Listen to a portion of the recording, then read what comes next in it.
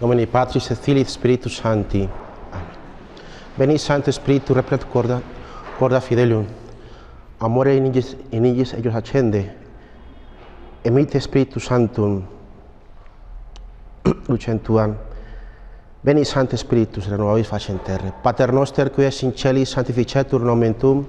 Advenium regnum tuum, fiat voluntas tua sicut in cielo et in terra.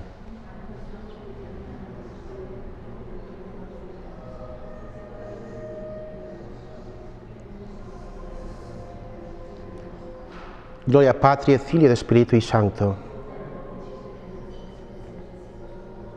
Sagrado corazón de Jesús, dulce corazón de María, ven Espíritu Santo y envía del cielo un rayo de tu luz.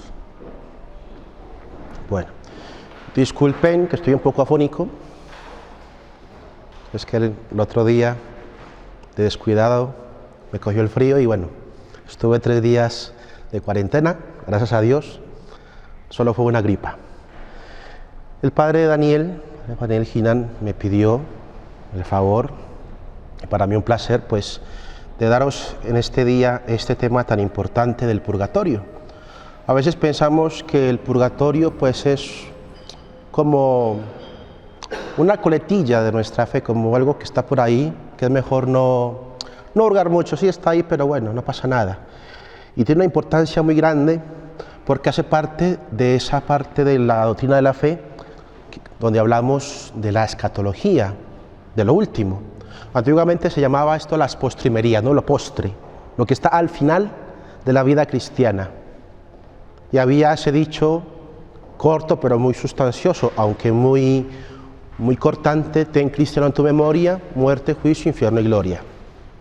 Decían antes, para que la gente se grabara esto en su mente y en su corazón.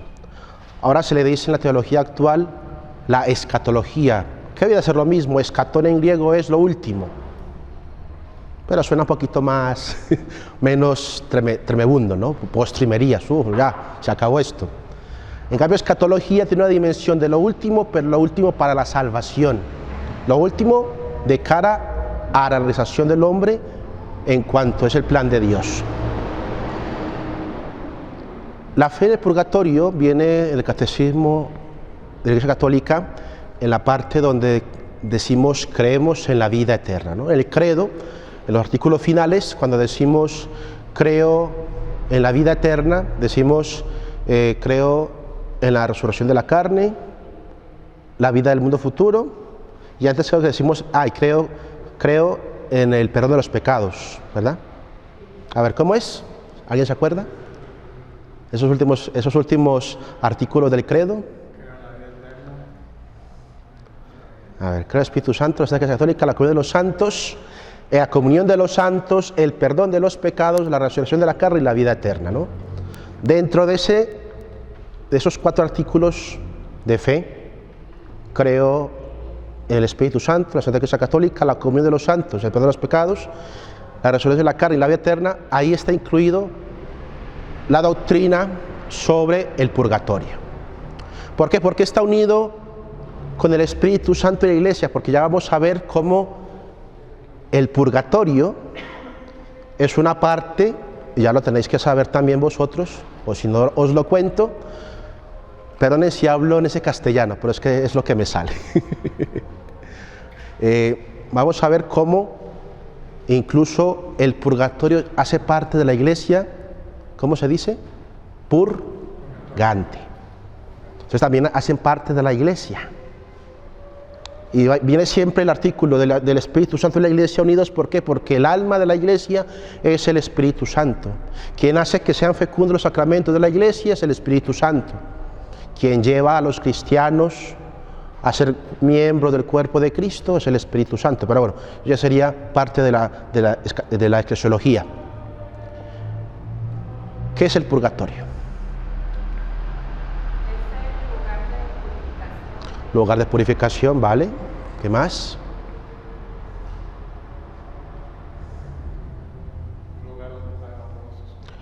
Donde se pagan las deudas. ¿Qué más? Bueno, más que un lugar, es un estado de purificación. Porque ¿qué pasa cuando morimos? ¿Morimos y ya está? ¿O hay algo después? San Pablo lo dice, después de la muerte el juicio, ¿verdad? Y cada cual recibirá de Dios su recompensa. Y también el Señor en la Escritura continuamente lo está diciendo, cuando el hombre muere se presenta ante Dios para recibir según sus obras, según sus obras. Eso es lo que nos dice que después de esta vida hay lo que se llama el juicio particular, donde cada uno ante Dios se mirará ante Él y se dará cuenta si uno fue realmente fiel a esa imagen y semejanza de Dios originaria o no lo fue. ¿O no lo fue? Algunos discuten, teólogos, que, a ver, ¿es Dios el que me condena o soy yo el que decido o el que digo ante la verdad que es Dios lo que merezco? Hay una discusión entre teólogos. Ambas opiniones dentro de la iglesia son válidas. Pero a mí por lo menos la que más me ayuda, no tanto es que Dios vete al purgatorio, o vete al infierno, o sube al cielo, sino que uno ante la verdad que es Dios, ante esa belleza infinita, ante ese amor, y uno mira su vida como una pantalla y dice uno, yo no fui imagen y semejanza del amor que eres tú, Dios mío, qué vergüenza, purifícame, o no, Señor, no merezco tu presencia, no puedo, no soporto al infierno. Y eso es parte del juicio particular. Y el purgatorio es ese estado en que aquellos que al morir no tienen el reato de culpa, pero tienen el reato de pena. Padre, ¿qué es eso del reato? Mirad, bueno, esto es lo que vamos a ver en estos 2 días de catequesis, hoy y el próximo sábado. Intentaremos llegar hoy hasta las pruebas de la Escritura y del Magisterio. Espero que ya, si alguien no lo tiene, luego me lo pide. Bueno, esto para borrar está difícil. Pues me sirve de ejemplo. Mirad, cuando pecamos es como si esa blancura, ese estado de gracia en el que el Señor nos pone en el bautismo, vamos manchando nuestra vida con pecados mortales, veniales, imperfecciones deliberadas. Y bueno, yo me confieso, con sinceridad, con arrepentimiento, al menos con un poquito de atrición, sino ya con contrición, que tenía que ser lo mejor. Bueno, queda borrado mi pecado, mi culpa. Pero quedan unas consecuencias. Eso es lo que se llama el reato de pena. El reato de culpa es mi condición de culpable, de pecador. Cuando el sacerdote, ego te absuelve peccatis tui, si nomine Patris Filii, ahí queda borrado por la sangre de Cristo, por la gracia santificante y por el ministerio de la Iglesia, el reato de culpa, es decir, mi condición de culpable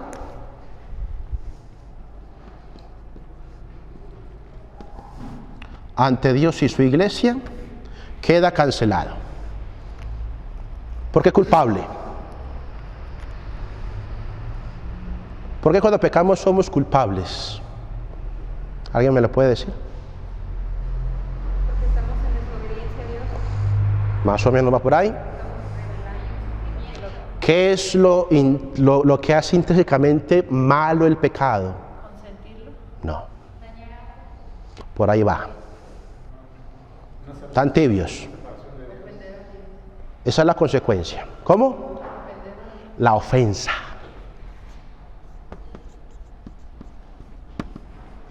La ofensa. Eso es lo que hace que el mal, digámoslo así, el pecado sea pecado. La ofensa a Dios. O también te puede decir el rechazo de Dios.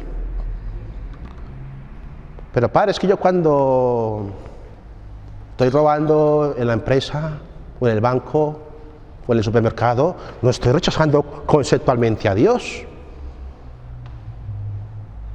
Pero es que yo también ofendo y rechazo a una persona cuando contradigo su voluntad.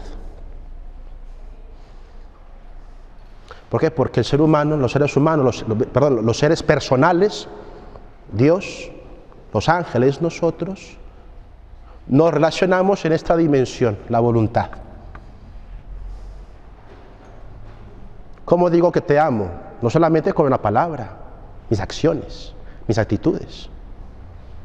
Acuerda lo que dice Jesús en el sermón de la cena: si me amáis, guardaréis mis mandamientos. ¿Por qué? Porque el amor es una concordatio voluntatis, una sinergia de voluntades. Si yo digo que amo a una persona,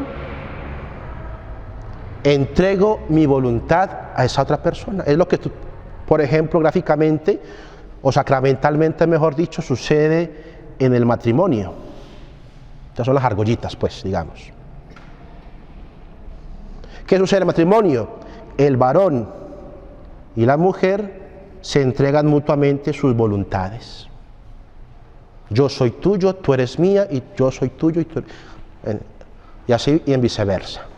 Eso es lo que fundamenta, lo que se llama en teología, este acto se llama el consentimiento mutuo, que es lo que realiza el sacramento.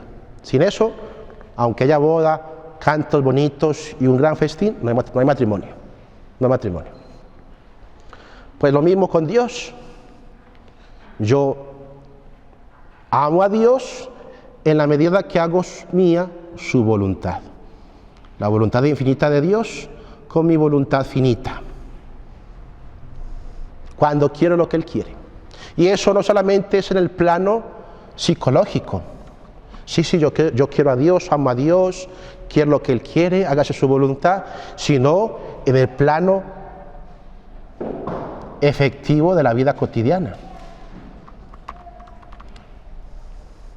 Por eso San Juan dice, el que dice que ama a Dios y odia a su hermano, es un falso.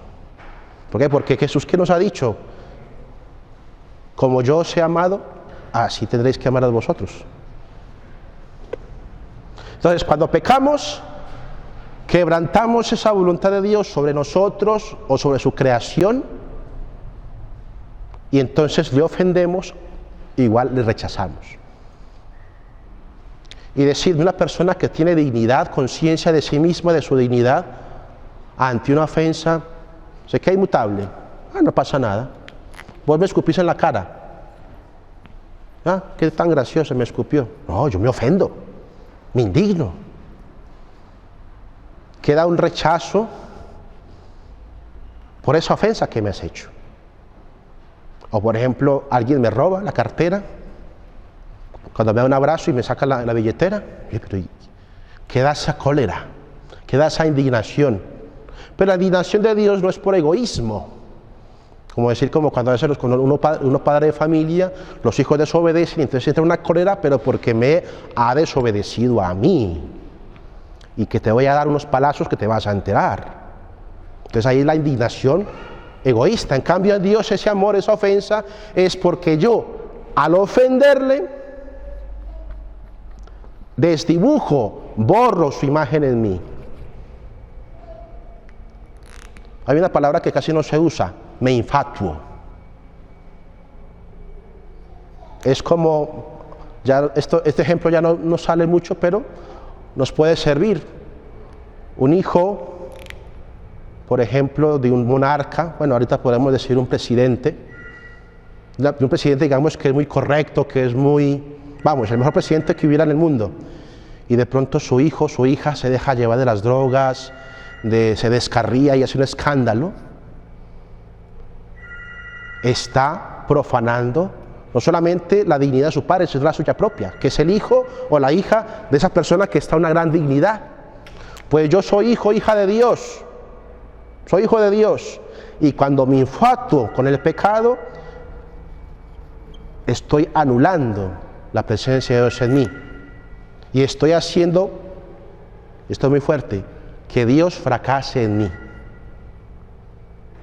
Cuando pecamos le decimos, Señor, has fracasado, conmigo fracasas. Eso es lo feo del pecado. Por eso ofende tanto a Dios, porque Porque Dios cuando me crea para una cosa: estar con Él por siempre. Como dice San Pedro, consortes divine naturaleza. Más o menos así, no me acuerdo cómo se dice en latín bien. Divina naturaleza, consortes, partícipes, consortes, casi, ¿sabéis lo que eso significa? Partícipes de la naturaleza divina. Estamos creados a imagen y semejanza de Dios para ser con Dios codivinos. Por eso la teología griega llama a los sacramentos, llama al proceso de santificación del alma a través de la gracia theopoiesis. Transformar, poieo es ir haciendo, theo, ir haciendo al hombre semejante a Dios. También San Agustín lo dice: uno es lo que ama. Hombre, amas la tierra, eres tierra. Hombre, amas a Dios, ¿qué quieres que te diga? Dice San Agustín: eres Dios. Pero por el camino del amor, que fue lo contrario que hicieron Adán y Eva. ¿Por qué? Porque el demonio los tentó con una verdad a medias. Seréis como dioses, seréis como dioses, pero los hizo por la vía no del amor, sino de la rebeldía. Ahí estuvo el fracaso, porque no era el camino que Dios quería, el camino era el amor. Haciendo mía la voluntad de Dios, me voy abriendo a su ser, y sin dejar de ser yo lo que soy, participo en la medida que una criatura puede participar de la plenitud de Dios. Pues bueno, cuando pecamos hacemos que ese plan de Dios fracase en nosotros y por tanto deja una ofensa y luego también no solo unas consecuencias. Esta ofensa se llama el reato de culpa, nuestra condición de culpables, de merecedores de no estar con Dios para siempre. Y también las consecuencias se llama el reato de pena, que son esa culpa que yo cometí, esa ofensa, no solamente me pone a mí como culpable, como criminal ante Dios y ante su iglesia, sino que también tiene unas consecuencias temporales y eternas.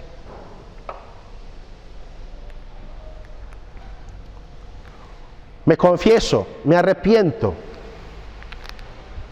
La culpa, gracias a la pasión del Señor, a su sacrificio de amor, queda borrado.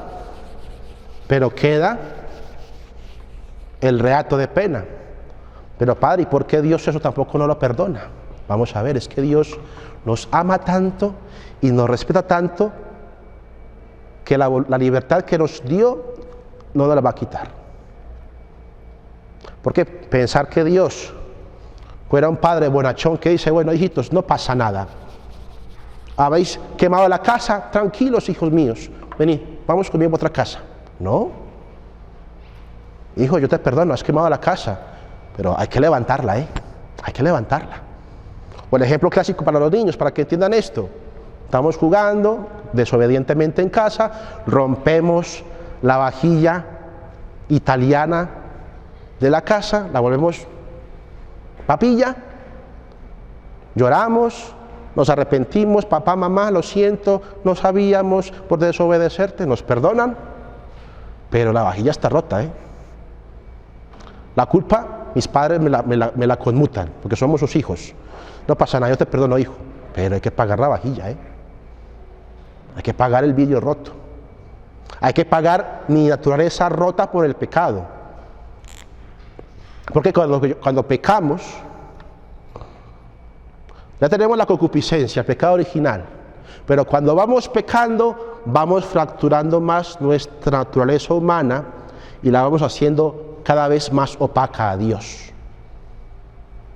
Por eso es un error que el demonio es muy astuto. Cuando pecamos y ya pequé, ya cometí un pecado mortal, pues venga, me como más pecados mortales. Pues no, hombre, es como si ya me corté un dedo, pues me corto toda la mano. Es ilógico, pero el demonio nos quita la lógica cuando nos invita a pecar. Entonces esas fracturas que ponemos en nosotros hay que recomponerlas. Y ahí es lo que viene el reato de pena, que es, hay que satisfacer. Uy, qué palabra tan horrible para hoy. ¿Cuántos católicos con esta palabra dicen, ay, no, qué evangelio tan duro? Sí, es que es la palabra de Dios. Entonces la pena hay que satisfacerla. Tengo que reparar en mi vida las consecuencias de mi rechazo de Dios. Por eso la fórmula clásica de la absolución termina diciendo, el bien que hagas y el mal que puedas sufrir te sirvan como remedio de tus pecados, en ese sentido, remedio de tus pecados, de las consecuencias que has sufrido por el pecado, que has tú metido en tu vida, te sirvan como remedio de tus pecados, aumento de gracia y premio de vida eterna. Vamos a ver luego que hay una pregunta al final del tema, que es, ¿los que están en el purgatorio pueden merecer? Ya os hago spoiler, no. ¿Por qué? Porque el tiempo de merecer es mientras estamos en el tiempo de la gracia, que es cuando estamos en este mundo. Entonces, cuando yo sepo encuadrar mis crucecitas, chicas o muy grandes, las debo poner en esto: satisfacer las consecuencias de mis pecados. Otra palabra, reparación. Otra cosa que ofende mucho al católico laico de hoy, reparar. Pero si Jesús ya pagó todo por nosotros, ciertamente lo dice San Pablo. Pero que también dice San Pablo, completo en mi carne lo que falta, la pasión de Cristo por su cuerpo, que es la iglesia. Porque también cada cristiano, por la gracia del bautismo, estamos configurados con Cristo. Como dice el sacerdote en la doxología, por Cristo, con Él y en Él. Mirad que hace cruces. ¿Por qué? Porque en esta vida, mediante la cruz, como nos vamos configurando con Cristo, que es el nuevo Adán. Si queremos salirnos de la órbita del viejo Adán, hemos de ponernos en la órbita de Cristo, que es la aceptación gozosa, no porque me disfrute, no porque me produzca, sino el gozo de saber que puedo reparar mi pecado. No desaprovechemos la dureza de esta vida. ¿Cuántas cruces nosotros pisoteamos por no reconocer que como hemos pecado, tenemos que reparar? Es que no solamente es suficiente la penitencia de la confesión, que incluso ahí fallamos muchos católicos. Se nos olvida, la hacemos con mediocridad, la hacemos más o menos. ¿Para qué está la penitencia de la confesión? Para que cuando yo me confiese, se me borra el reato de culpa, vale, pero para que el reato de pena también quede satisfecho, el confesor me pone la penitencia. Pero si yo soy lógico, no me basta con eso. Es como decir, he quebrado la vajilla, la voy a pegar con pegamento extra fuerte.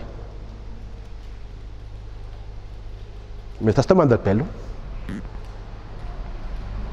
En cambio, la penitencia, las cruces de la vida libremente asumidas, con esa intención de reparar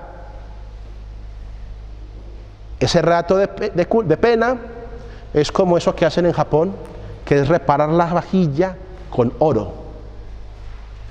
Y eso le da un valor mayor a esa vajilla. Estaba rota, pero está recompuesta con oro. Eso es lo que yo hago con las cruces, con el amor a Dios, reparando que tengo sed, que me enfermé, que este no me habló, que esta me dijo, que este... Ahí puedo reparar mucho y ahí puedo merecer mucho. Y vamos a ver que eso también me ayuda a mí a ahorrar purgatorio. Mucha gente dice, ay padre, pero con tal de que uno vaya al purgatorio, pues ya está. Es que esa no es la idea.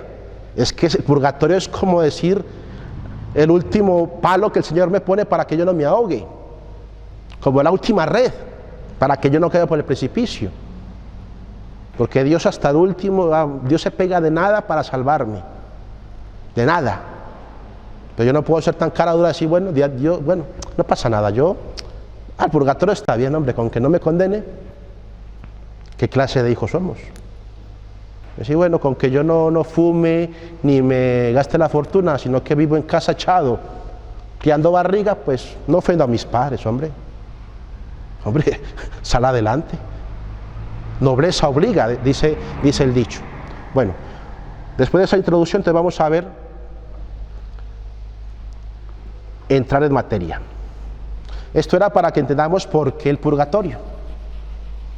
Hay unas penas, el reato de pena, esto lo borra, vamos a dejarlo así, el reato de pena que hay que satisfacer. Entonces vamos a empezar, ¿qué dice la doctrina católica? Podremos empezar por la Escritura, pero sabemos que ¿quién es el intérprete auténtico de la Escritura? El magisterio. Entonces, la palabra purgatorio viene del latín purgare, que es limpiar. Viene de la palabra purgatorio, purgare, limpiar. Y el purgatorio es esa condición o estado del alma de un castigo temporal para aquellos que dejando esta vida en gracia de Dios, es decir, sin reato de culpa, no están completamente libres de las faltas veniales o no han satisfecho completamente sus transgresiones, el reato de pena. La Iglesia cree en relación al purgatorio lo que ha establecido tanto en el Concilio de Florencia como en el de Trento, donde se define la Iglesia Católica, instruida por el Espíritu Santo, ha enseñado en los concilios y recientemente en este sínodo ecuménico de las Sagradas Escrituras y de la antigua tradición de los padres que existe un purgatorio y que las almas que están allí son ayudadas por los votos de los creyentes, pero principalmente por el aceptable sacrificio del altar. El Santo Sínodo impone a los obispos que con diligente esfuerzo tengan en mente la doctrina de los padres de los concilios en relación al purgatorio, enseñando la doctrina de los padres en todas partes y predicando, sosteniendo y creído por los creyentes.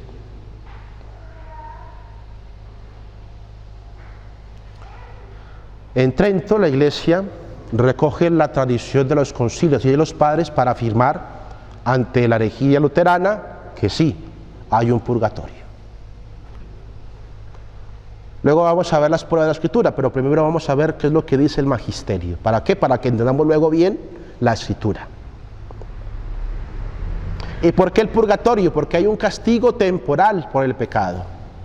El castigo eterno es cuando yo muero en pecado mortal y entonces merezco, por mi condición de hijo rebelde, la separación eterna de mi Padre. ¿Por qué? Porque la he escogido yo con mi vida. Porque le he dicho a Dios constantemente con mi vida, tú conmigo nada, yo solo. Y como decía mi profesor de escatología, el que se elige siempre a sí mismo en este mundo y solamente a sí mismo, se tendrá solamente a sí mismo y solo a sí mismo. Eso es el infierno. Cuando yo peco, ¿qué hago? Me afirmo a mí mismo como Dios. Me elijo a mí mismo, solamente a mí mismo. Y como Dios es tan respetuoso con mi libertad, hijo, has querido en tu vida solo a ti mismo, pues tente a ti mismo para siempre. Ese castigo temporal se debe al pecado, porque incluso después que el mismo pecado ha sido perdonado por Dios, lo que enseña claramente la Escritura, sin duda Dios sacó al hombre de su primera desobediencia y le dio el poder de gobernar todas las cosas, dice el libro de Sabiduría, aunque lo condenó a comer el pan de su sudor y de su frente. Ahí está. Tenemos ya en el Génesis esa doble dimensión del pecado, el reato de culpa y el reato de pena. Adán y Eva pecaron, Dios no los manda con la serpiente a comer el polvo, pero sí hay unas consecuencias. No más paraíso y a sudar, como se dice. ¿Por qué? Porque de esa forma Dios también me hace consciente a mí de la responsabilidad que tengo con mis acciones. Es que si Dios nos dejara todo así tan fácil, todo mamey, peco, Dios me perdona todo, pues sigamos pecando. Está barato. Voy y me confieso, o si soy protestante, Señor, perdóname, ya está. Pues no me cuesta nada pecar. Hombre, qué bien, facilito. No, es que Dios, como nos ha dado la libertad, nos ha hecho responsables de nuestro destino. Él por su parte me da todas las gracias, los sacramentos, las gracias actuales, pero soy yo el que digo sí o no. Porque Él lo ha querido así, porque respeta mi libertad, porque quiere que yo le ame. Y el amor, como dice el dicho, ni amor forzado, ni zapato apretado. El amor no entra en la fuerza. El amor es acoger, acordar. Acojo libremente la voluntad de Dios. Eso es el amor.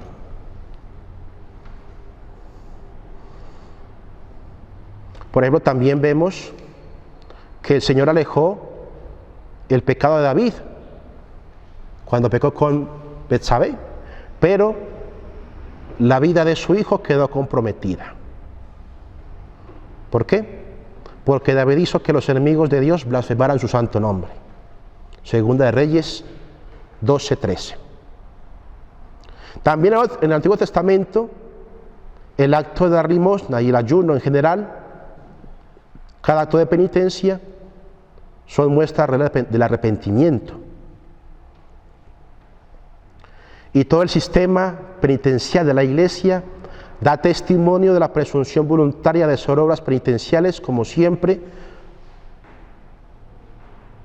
y como siempre que parten de un verdadero arrepentimiento. Y el Concilio de Trento, como hemos leído, nos recuerda la creencia de que Dios no siempre remite el castigo, todo el castigo debido al pecado junto con la culpa. Dios quiere satisfacción y castigará al pecado. Y esta doctrina involucra como consecuencia necesaria la creencia que el pecador al fallar en hacer penitencia en esta vida, puede ser castigado en la próxima y así no ser alejado de Dios por siempre.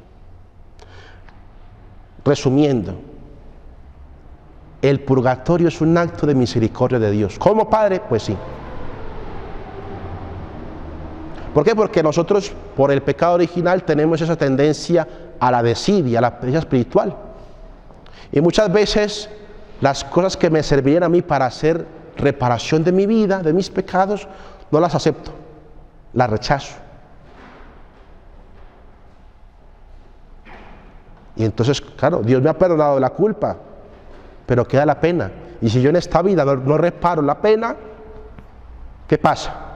Cuando muero, ¿qué pasa? ¿Por qué? Porque como dice la Escritura, al cielo nada manchado entra.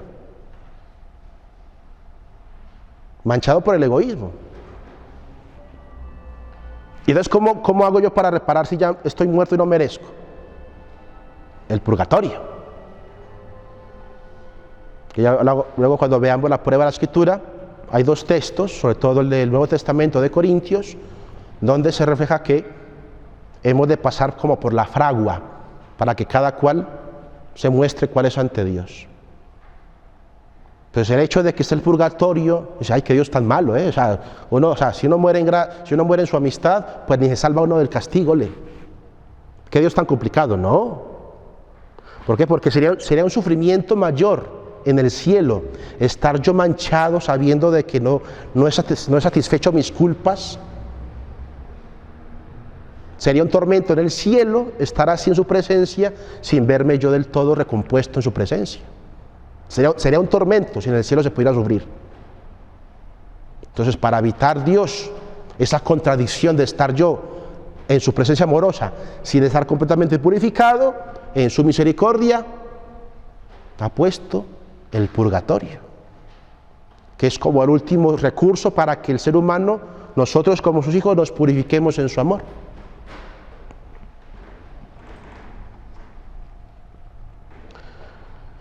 Porque también los pecados veniales, que son los que le ponemos muy poca atención, también participan de esa doble dimensión, reato de culpa y reato de pena.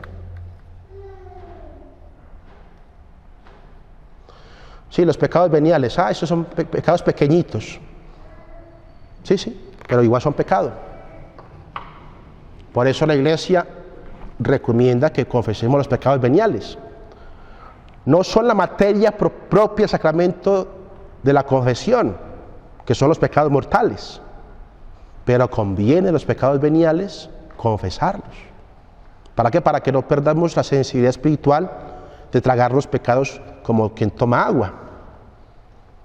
Todos los pecados no son iguales ante Dios, ni tampoco se atreva alguien a afirmar que las faltas diarias de la flaqueza humana serán castigadas con la misma severidad que se otorga a las serias violaciones a la ley de Dios. Por otro lado, quien sea que comparezca ante la presencia de Dios debe estar perfectamente puro, porque en el sentido más estricto, sus ojos son demasiado puros para contemplar el mal. ¿Y esto de dónde viene? De la Escritura. Libro de Habacuc 1:13. Sus ojos son demasiado puros para ver la maldad. La Iglesia siempre ha enseñado la doctrina del purgatorio como el pago a través del castigo temporal por los pecados veniales debidos y no arrepentidos en el momento de la muerte. Y tan profunda es la creencia enraizada en nuestra humanidad común que fue aceptada incluso por los judíos y por algunos paganos incluso. Es decir, que después de esta vida, si el ser humano, aunque no haya sido muy malo, ha fallado, tiene que purificarse. ¿Por qué? Porque los pecados veniales, pues ciertamente no son tan graves, no me separan de Dios, pero debilitan mi unión con Dios. El pecado venial, el pecado mortal, rompo yo mi relación con Dios.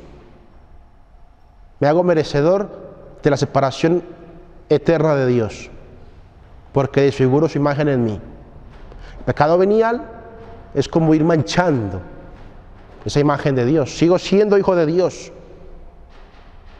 sigo siendo amado por Él, pero debilito su presencia en mí, y eso también tiene unas consecuencias. Y como los pecados veniales muchas veces no nos damos cuenta de ellos de una forma consciente de lo que son, entonces el purgatorio también me ayuda a purificarnos.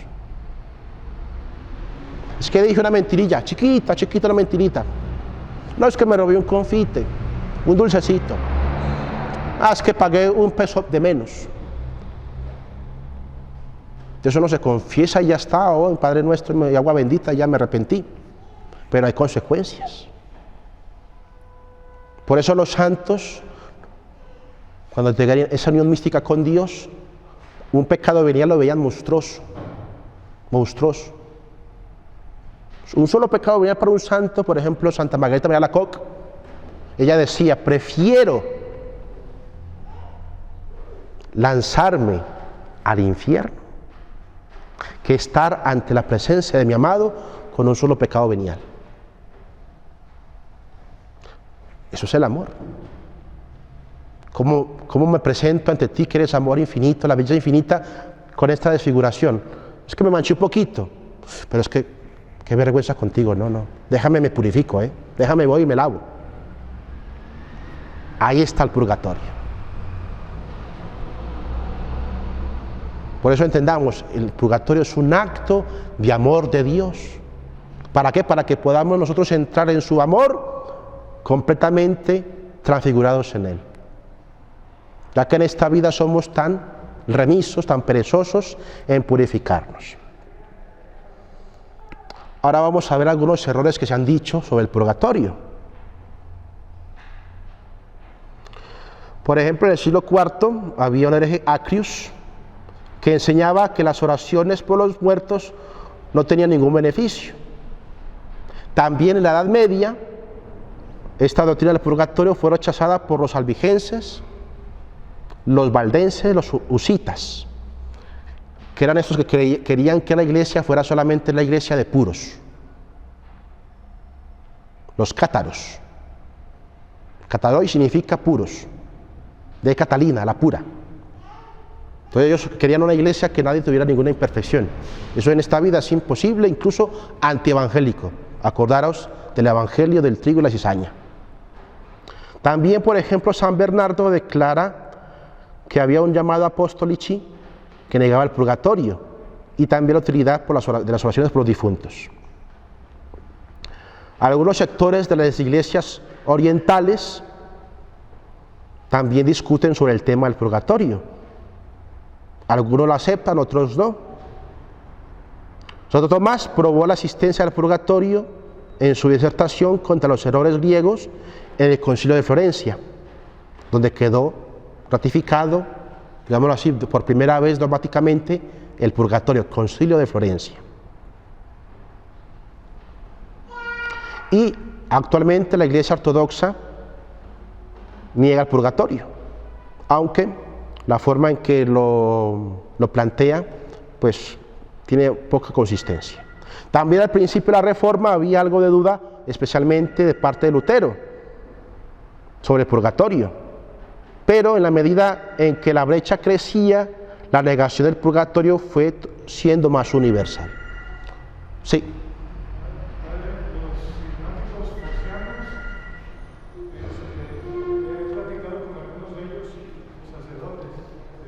Cusitas. No, fosianos, de los que les dicen ortodoxos. Fosianos, de Focio será. Sí. Dicen que sí hay una purificación o un crecimiento en gloria.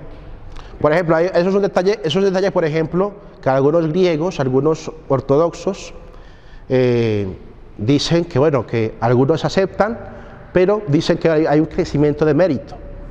La doctrina católica, no.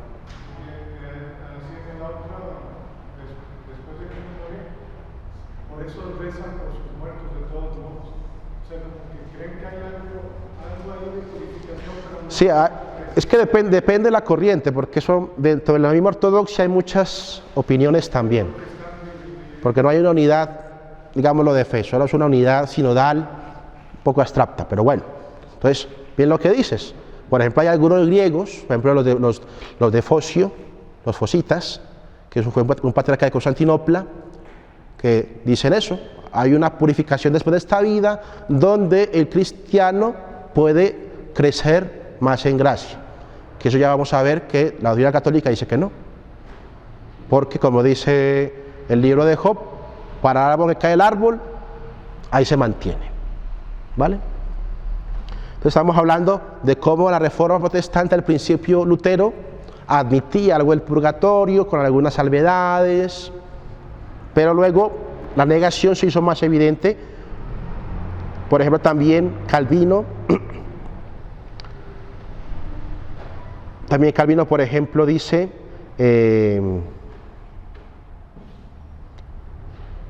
¿cómo lo dice? Traducirlo. Exilio como todo. Dice que es vana la creencia de los católicos, Calvino.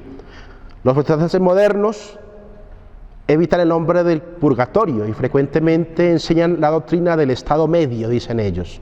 Un estado medio, ¿qué es eso? No se sabe mucho. Más o menos como protestante, como la ortodoxia. Sí, como que están purificando y bueno, mejor no hablamos mucho del tema. Por ejemplo, hay un escrito del dogmático de Edimburgo, por Martelsen, que dice, como ningún alma deja de la presente existencia en un estado total y completamente preparado, debemos suponer que existe un estado intermedio, un reino de desarrollo progresivo, donde las almas son preparadas para el juicio final. Desarrollo progresivo, no dicen en qué consiste. No, ahí están preparándose. ¿Cómo? No sabemos. ¿Por qué? Porque ellos, si son un poco lógicos, se dan cuenta de que el ser humano, cuando muere, siempre dejamos algunas cosas por arreglar con Dios. Pecados olvidados, faltas veniales, que tenemos que purificar. Entonces, no podemos decir que todos vamos directamente al cielo. Ahora vamos a las pruebas de la Escritura, ¿no? La doctrina del purgatorio supone que algunos mueren con pequeñas faltas de las cuales no han hecho un verdadero arrepentimiento, y también el hecho de que la pena temporal debida al pecado no está completamente pagada o satisfecha en esta vida, lo que decíamos al principio. Las pruebas de la doctrina católica son de la Escritura y de la tradición, y están atadas también con la práctica de orar por los muertos. ¿Por qué? ¿Por qué orar por los muertos si no hubiera la creencia en el poder de la oración para proporcionar consuelo a aquellos que aún están excluidos de ver a Dios? Esta posición católica es tan cierta que las oraciones por los muertos y la existencia de un lugar del purgatorio son mencionados continuamente en los más antiguos pasajes de los padres, los cuales alegan razones para auxiliar a las almas que ya partieron. Aquellos que se han opuesto a la doctrina del purgatorio han confesado que las oraciones por los muertos podrían ser el argumento sin respuesta si la doctrina moderna del juicio particular hubiese sido asumida en los primeros tiempos. Pero basta con leer los testimonios legados para sentirnos seguros de que los padres hablaban con el mismo aliento de las oraciones por los difuntos.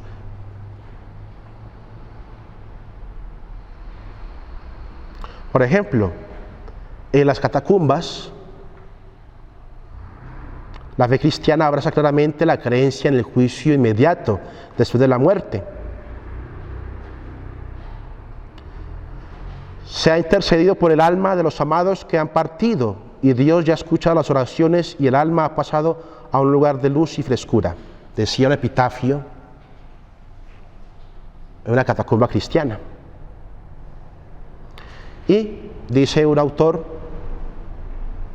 seguramente tal intercesión no tendría lugar si el asunto fuera sobre el juicio final y no sobre el particular. ¿Por qué? Porque para algunos protestantes también dicen que el juicio es hasta el final, y por eso hay un estado intermedio, donde están todos juntos, sin revolverse, y ya el juicio final, cada cual irá a su lugar.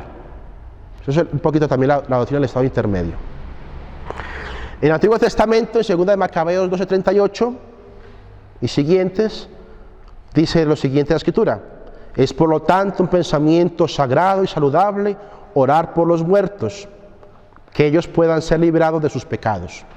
¿Y os acordáis por qué hizo esto Judas Macabeo? ¿Os acordáis el contexto? Más o menos, lo resumo. Judas Macabeo estaba en lucha contra Antíoco IV Epifanes y contra el paganismo que estaba invadiendo Judea, y sale con unos buenos judíos a luchar en defensa de su fe.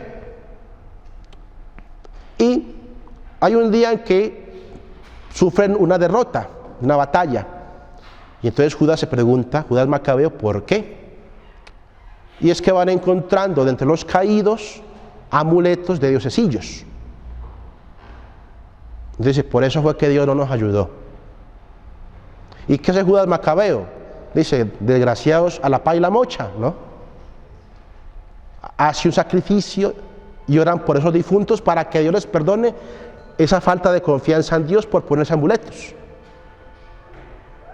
Ahí tenemos el primer testimonio en la Escritura de la oración por los muertos para purificarlos después de su muerte.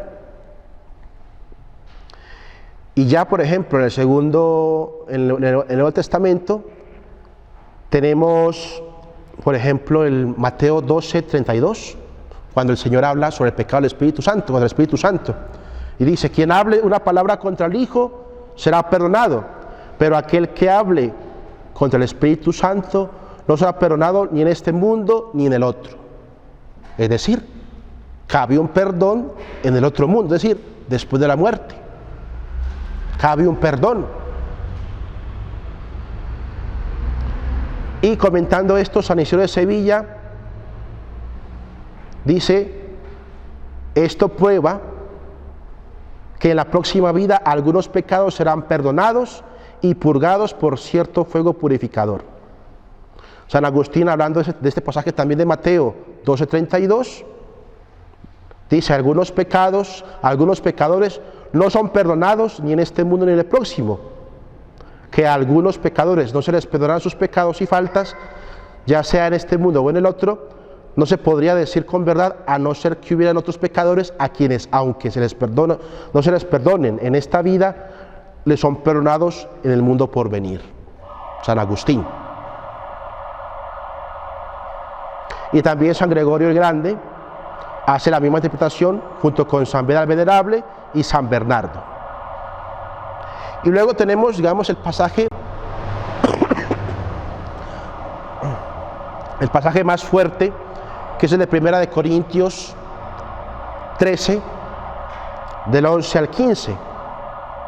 San Pablo en el contexto de ese capítulo 3 está hablando de los falsos apóstoles. Es el contexto, para que entendamos por qué San Pablo lo dice.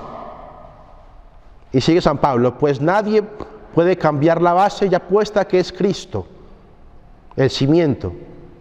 Se puede construir con oro, plata, piedras preciosas, madera, caña o paja. Un día se verá el trabajo de cada uno. Se hará público en el día del juicio, cuando todo sea probado por el fuego. El fuego pues probará la obra de cada uno. Si lo que has construido resiste el fuego, serás premiado. Pero si la obra se convierte en ceniza, el obrero tendrá que pagar. Se salvará, pero no sin pasar por el fuego.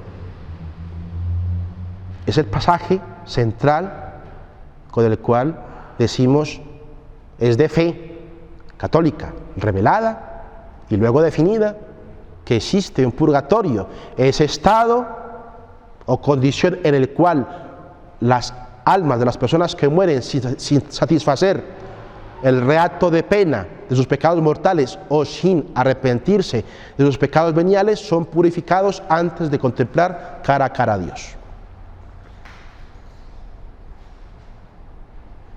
Este pasaje presenta considerables dificultades y es visto por muchos padres y teólogos como evidencia de la existencia de un estado intermedio en el cual la basura de las transgresiones livianas son quemadas y de este modo el alma purificada es salvada.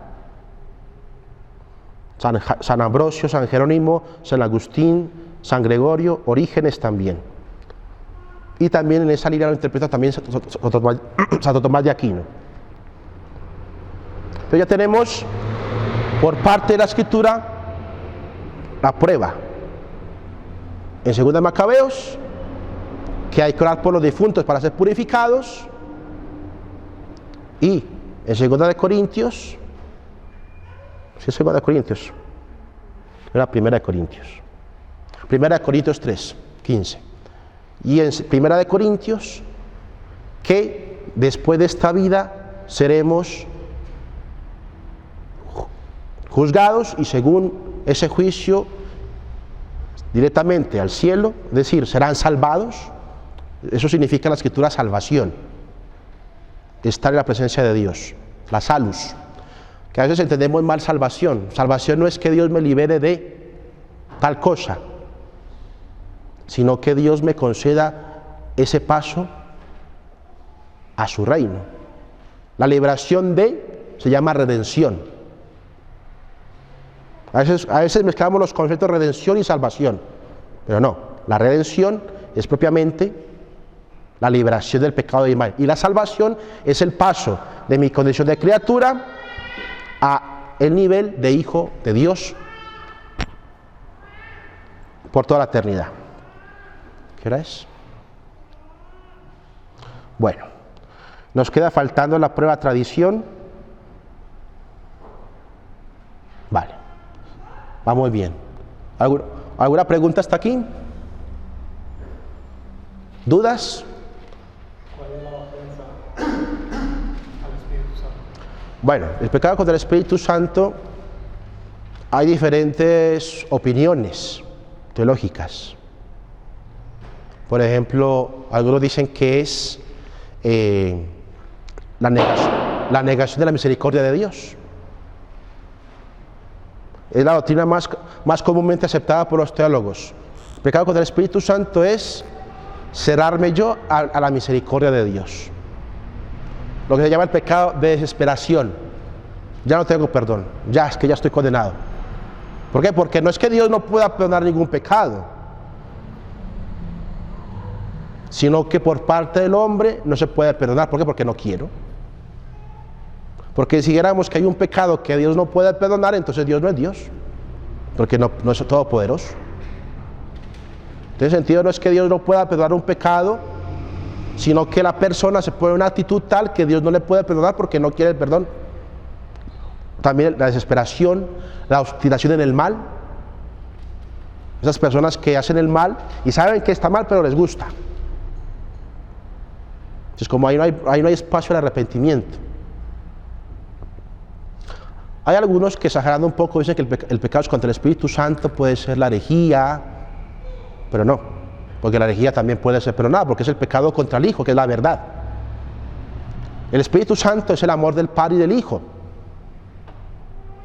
Por tanto, rechazar el amor de Dios es el pecado, pero el rechazo formal, no decir, como he pecado, rechazar el amor de Dios, no tengo perdón, no, sino rechazo la misericordia de Dios y digo, ya no tengo remedio, no tengo salvación. Sea porque desespero la misericordia de Dios por verme tan pecador, pecado de desesperación, o por obstinarme en el mal porque me gusta el pecado. Esos dos pecados, obstinación en el mal y desesperación de la misericordia de Dios. ¿Alguna otra pregunta? Tengo una duda, padre. Decía usted que cuando uno se muere ya no puede alcanzar la santidad. Merecer no. Eso luego lo vamos a ver más en la siguiente catequesis. Entonces, cuando nosotros oramos por nuestros difuntos y les ayudamos a salir del purgatorio, en no le estamos ayudando como a alcanzar un grado mayor para que puedan alcanzar el cielo, o cómo se puede Ya, interpretar sí. para entenderlo. Eso también lo vamos a ver, pero adelanto.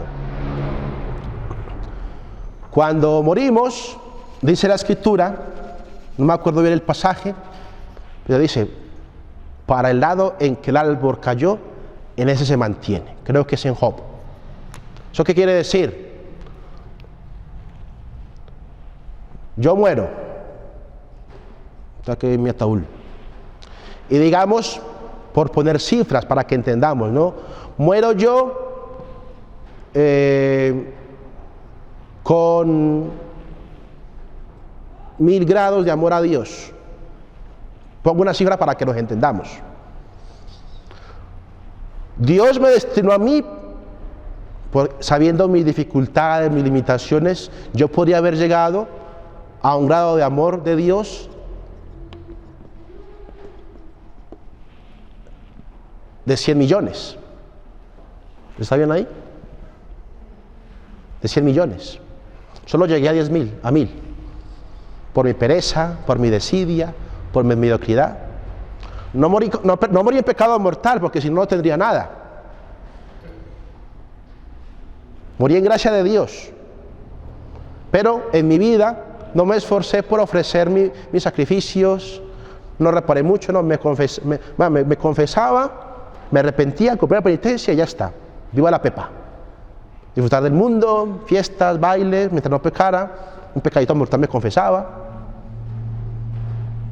Pude haber llegado a 100 millones de amor de Dios. Pongo una cifra para que nos entendamos, ¿eh? No es que Dios lleva cifras, no. Es el grado, ¿cómo se llama? Hablaba San Ireneo de Lyon, discípulo de San Juan por San Policarpo, hablaba del tono espiritual. Me gusta más ese sentido. Es como los colores que van creciendo en tonos. Pero ponemos una cifra para entender, bueno, entonces morí con 1000. Ustedes oran por mí. Y lo que oran por mí no es para que crezca 1000, no. Es para satisfacer el reato de pena que yo, con mi vida mediocre, no quise satisfacer. Que es lo que me impide ver a Dios. Me impide ver a Dios esto. Ya estoy salvado porque morí en gracia de Dios con un grado 1000. Morí en su amistad, sin pecados mortales. Pero me he comido pecados veniales de gula por ahí, mentirillas, mediocridades en mi ministerio, perecitas. Entonces, claro, esos reatos de pena me impiden directamente ir a la posesión de Dios por toda la eternidad. ¿Por qué? Porque no estoy de todo en el amor de Dios. Entonces el purgatorio me quita esto y las oraciones de los fieles hacen que este proceso se acelere, pero es sobre el reato de pena, no sobre el estado de gracia. Como dice Job, en el lado que murió para el lado que cayó el árbol, en ese queda. No sé si me expliqué. ¿Sí?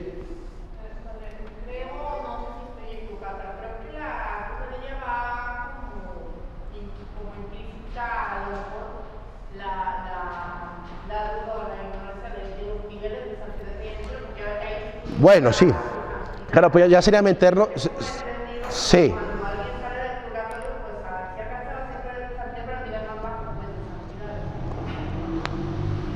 Los niveles de santidad son unas cosas que solo Dios sabe, ¿no? Sería meternos en un bizantinismo, que tampoco nos ayuda.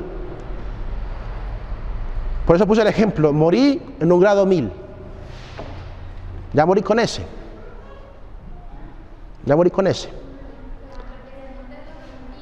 ¿Cómo? Se quita lo que impide que yo vea a Dios. Eso es lo que intento decir. El purgatorio me quita ese reato de pena de mis pecados mortales no satisfechos, y perdonados en la confesión, pero no satisfechos, o los pecados veniales libremente cometidos, pero que no me arrepentí mucho de ellos. Es lo que me impide ver a Dios. Es como pasar menos tiempo en el purgatorio, ¿no? La oración por los difuntos, lo vamos a ver el próximo día, acelera ese proceso. Por eso sufragio por los difuntos. ¿Por qué? Porque estoy intercediendo por ellos. Que si estoy en el purgatorio, ¿puedo crecer más en gracia de Dios? No. En amor de Dios, no. Con la santidad que morí, con esa tengo. Lo que me quita, lo que sí me ayuda a las oraciones de la iglesia y de los santos, es quitar lo que me impide ver a Dios. Que no es lo mismo que en el grado de amor de Dios con el que yo morí. Que esa es la santidad. El grado de amor que yo tengo con Dios. No sé si me explico. Vale, pues vamos a dar gracias al Señor y recordad esto: el purgatorio es un acto de amor de Dios, pero si queremos ser hijos nobles del Señor, hemos de intentar en esta vida purificarnos. ¿Para qué? Porque aquí purificarnos sí nos hace crecer en amor. Aquí sí. Aquí la purificación, como es el estado de mérito en esta vida, podemos crecer más en ese grado de amor de Dios, en ese tono espiritual. Depende de nosotros. Yo me contento que me purifiquen allí. Vamos a ver que no es tan bueno en el próximo día, ¿vale?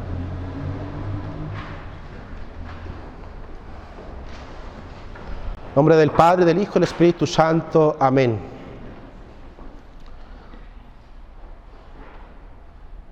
Dios te salve María, llena eres de gracia, el Señor es contigo. Bendita tú eres entre todas las mujeres y bendito es el fruto de tu vientre, Jesús.